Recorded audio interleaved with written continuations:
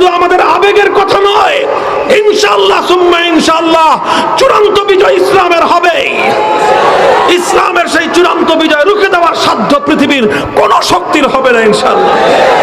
আল্লাহ পাক রব্বুল আলামিন তার জন্য বিভিন্ন দিক থেকে আমাদেরকে আভাস দিচ্ছেন, পূর্বাভাস দেখাচ্ছেন। আমি ব্যক্তিগতভাবে অনেক আশাবাদী, আশান্বিত। ইনশাআল্লাহ আমাদের এই মাতৃভূমি, আমাদের এই প্রিয় জন্মভূমি, এর চূড়ান্ত ঠিকানা, এর চূড়ান্ত ব্যবস্থাপনা, চূড়ান্ত গন্তব্য হবে ইসলাম। আল্লাহ পাক রব্বুল আলামিন সেদিনের জন্য আমাদেরকে প্রস্তুতি গ্রহণ করার তৌফিক দান করেন। আমার দেশ, আমার সমাজ, আমার জাতি যেন ইসলামের সম্পূর্ণ ছায়াতলে আশ্রয় নিতে পারে, সেই সুদিন আল্লাহ পাক আমাদেরকে দেখবার তৌফিক দান করেন।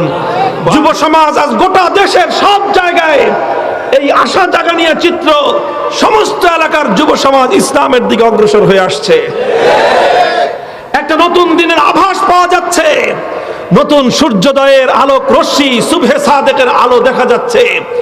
ইনশাআল্লাহ যদি আমরা এটাকে কাজে লাগাতে পারি, আমরা উলামায়ে কেরাম, জাতির যারা রাহবার, তারা যদি ঐক্যবদ্ধভাবে এই যুব সমাজকে নেতৃত্ব দিতে পারে, আগামীর বাংলাদেশ হবে আল কোরআনের বাংলাদেশ, আগামীর বাংলাদেশ হবে ইসলামের বাংলাদেশ